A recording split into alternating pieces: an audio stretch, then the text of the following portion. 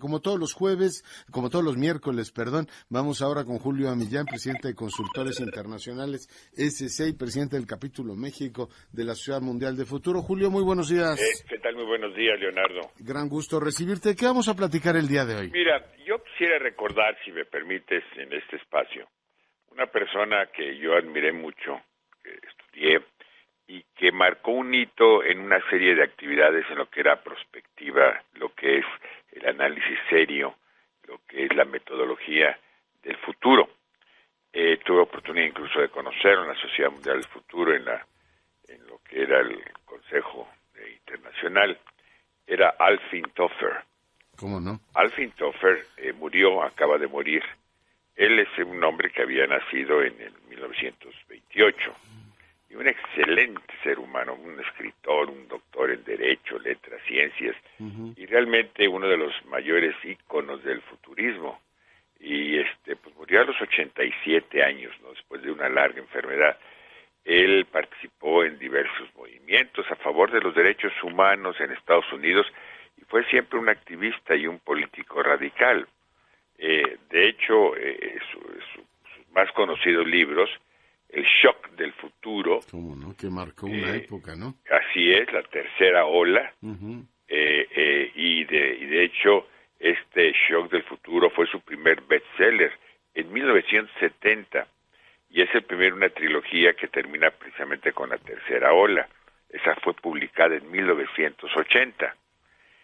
Yo quisiera recordar que Toepfer llamaba primera ola a la que surgió desde el año 8000 antes de Cristo hasta el siglo XVII con la revolución agrícola, ¿no? La caza, la pesca es superada y surge el surgimiento de la agricultura.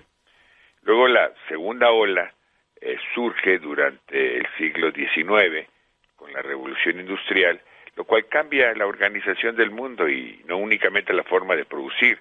Se desarrolló con nuevas tecnologías, principalmente la imprenta, la máquina de vapor, y se reemplazaron mucho el trabajo manual.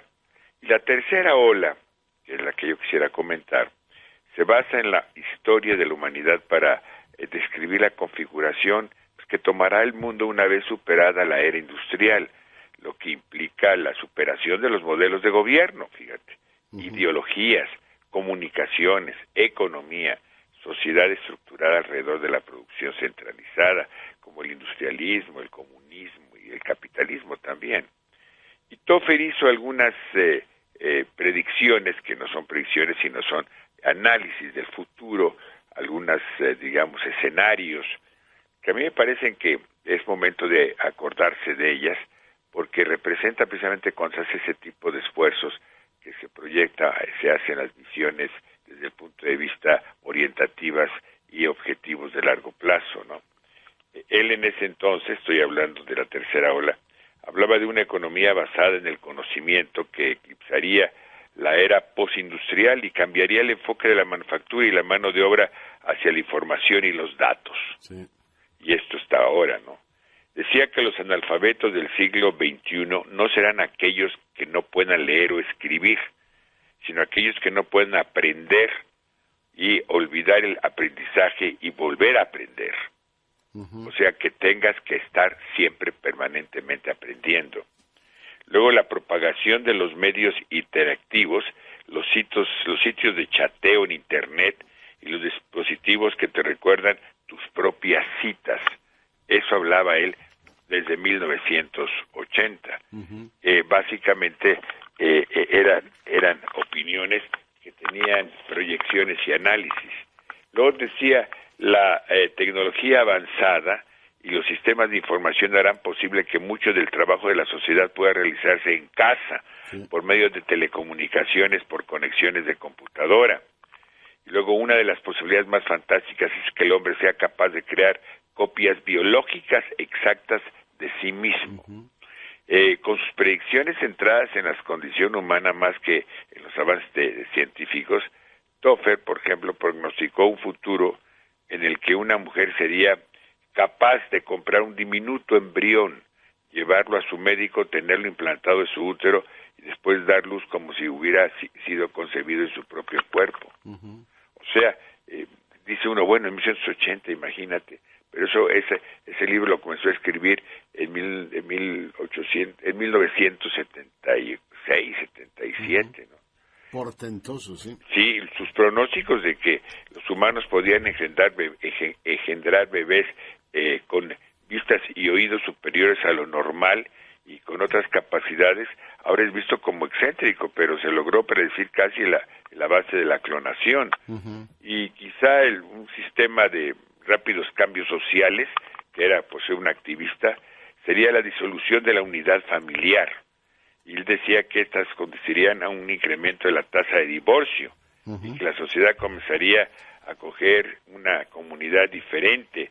Hablaba de las familias que solo de un adulto soltero con un hijo, y que no todos estos adultos serían mujeres, y que la homosexualidad se vuelve más aceptable en la sociedad, e incluso también reconoció un cambio en la sociedad para retrasar la decisión de tener hijos, y decía que por qué no esperar y comprar tus embriones más tarde, después de tu carrera profesional, cosa que ahora parece que es una cosa normal, ¿no? Y la gente del futuro podría sufrir no por la ausencia de opciones, sino por una paralizante exceso de estas. O sea, que mucho de esto, lo que está sucediendo ahora, podría volverse víctima de un dilema particular de la superindustrial, el exceso de elecciones. Digo, pues al usar el término, fíjate, él usó un término que se llama prosumidor. ¿Prosumidor? Prosumidor, la fusión del productor y consumidor. Tofer predijo el surgimiento de un nuevo papel de producir y consumir. O sea, la tendencia de hacer cosas tú mismo con cada aspecto de tu vida y tener muchas opciones, que es lo que en muchos casos constituye una confusión psicológica. No solamente es el impacto de la actividad económica, de la actividad que tiene social, sino tus diferentes alternativas que ha ido generando confusión y que ha creado precisamente este tipo de decisiones a veces equívocas, en donde sales por la vía de la violencia, donde sales por la vía de la irracionalidad.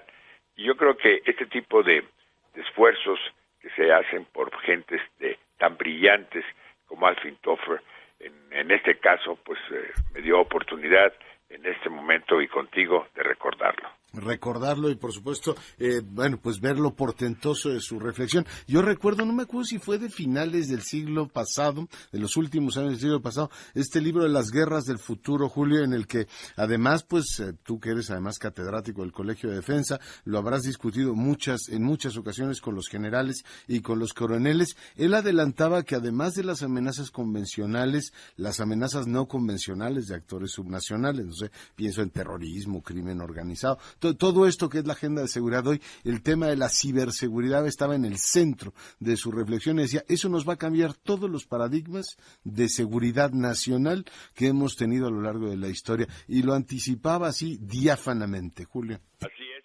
precisamente uno de los estudios, uno de las líneas de conducta cuando se hacen los wild cards, lo que son, digamos, pensar lo impensable, se usa y se usaba y se seguirá usando estos conceptos de enfoque que representan estos cambios extraordinarios.